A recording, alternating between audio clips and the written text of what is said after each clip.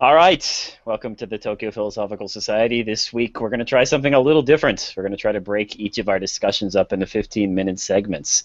So each argument is going to be discussed for about 15 minutes, and then at the end of the time, Jesse's going to tell us to stop and to wrap our comments up very quickly. So that's going to be the new format we're going to try for this one. I think people appreciate 15-minute videos more than they appreciate 2-hour ones. So the first thing we want to discuss is the main argument. Anita's main argument in women as background decoration.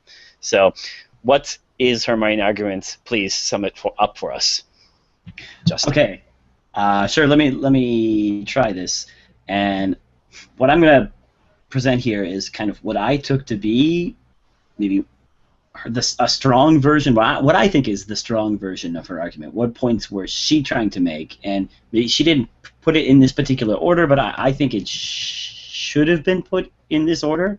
You may object to this, but I would love to hear any objections you have to this general arrangement of her general argument.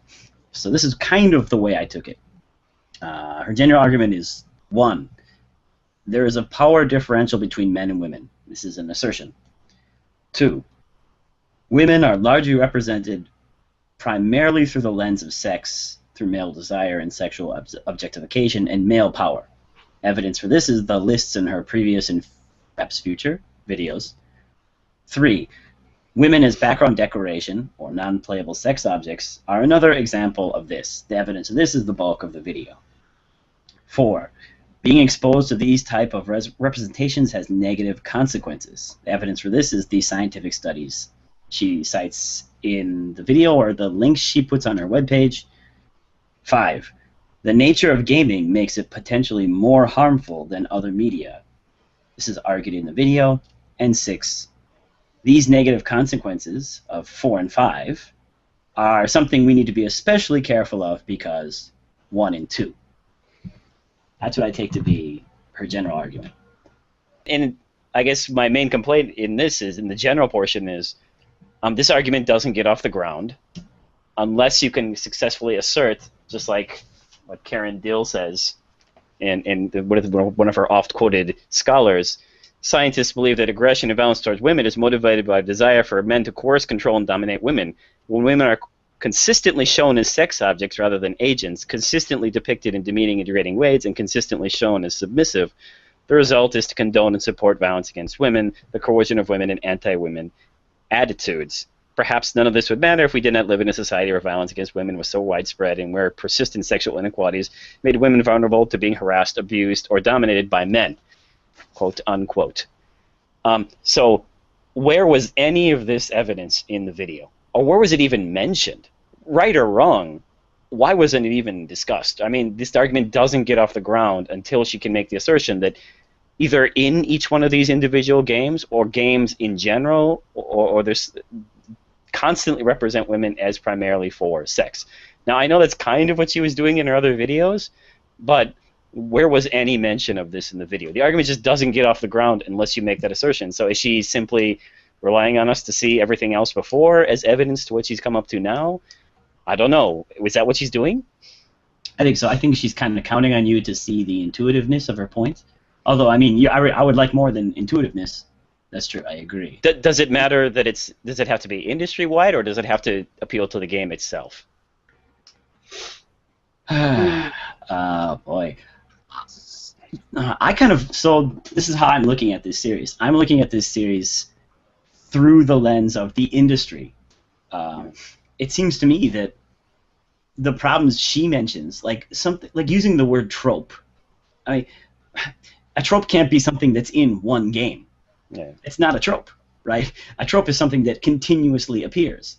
So, I mean, it seems like the very foundation of this series depends upon this as being something being repeated way too much. And it's not one thing. If Mario were the only game where you save the princess, that would not be a problem for her, I think. It requires this repetition. But, sorry, one last interruption. I want to let you get in on this, Jesse, quickly. But in her previous one, she's argued that women are shown as weak, right? But has she argued that women are seen through the lens of sex consistently? That they are sexual objects consistently? Has that been proven in her previous videos? I guess in the previous one about the gender markers, Yeah. I think it's not too crazy to read that one as seeing women through the lens of sex. In other words, what aspects of women are highlighted? Are there more sexual functions? There's more sexual features. I mean, it wouldn't be too insane to say she was highlighting it in that video, I think, even though her general points seem to be a little bit different. But the first one, damsel in distress, this is more of a story, isn't it? This is story. Story trope. Though damsels in distress, part of the nature of the trope does connect in with it. True.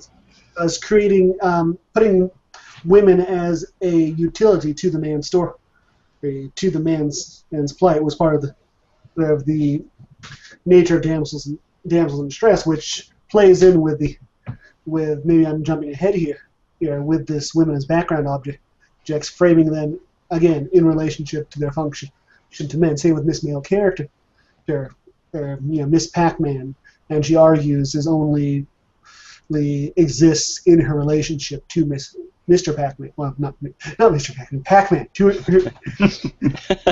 exists in her relationship to Pac-Man, just as damsels only exist in their function to the hero story, and these non-playable sex objects only exist as far as their function to the male protagonist. Presumably, of course, this is her argument. And there's more to be said to this, of course, but only. So my question to you too is: has she shown there's a trend conclusively?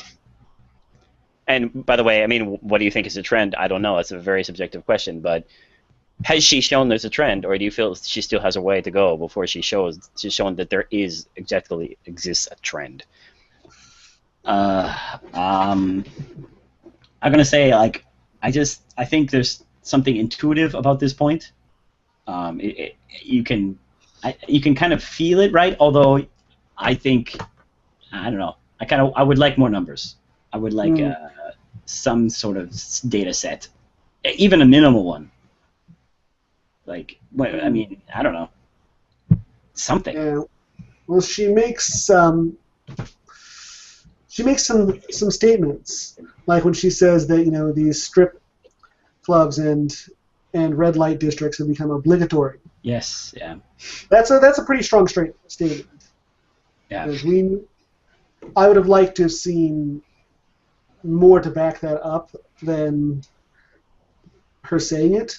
Mm-hmm. And I mean, certainly a lot of the games she showed did, but yeah. Yeah, exactly. That's how I feel. I mean, how about sales numbers on those games? That would show a lot of. I mean, those are popular games. Why didn't she quote sales figures here? I mean, that certainly would have helped her argument, wouldn't it? I don't know why. I mean, some references to where these games stand within the game industry, what kind of sales figures we're getting, how many of them there are, what are the numbers for the trends? I mean, I'm not even arguing right or wrong. I'm just saying I want to see numbers, some kind of numbers. That's what you have to do. I know it's not exciting, but that's something you have to do if you want to make a sociological argument. You have to have something to back you up. I know she has references down there, but please, you have to include something for us, because we're in the fog now. We don't know where this is in the gaming industry. Yeah, she has to assume that we don't. I mean, we're not seeing the whole picture too. No one is. Yeah, the thing with Anita is all of her videos seem to have a great confidence in her audience. Since I mean, not people are going to jump on the statements, but she seems to assume we have the ability to work out the gaps she leaves. Is to assume that by seeing these popular games we realize she doesn't have to. She thinks she doesn't have to tell us that Assassin's Creed is popular and sells well, because we should know this. She does this a lot, assuming, which sometimes it works. This is one time when I think assuming was not enough. Yeah, I mean, I don't know. I always feel like she's always lacking here. She's always coming up a little bit short when she might even have the numbers on her side. We just don't know.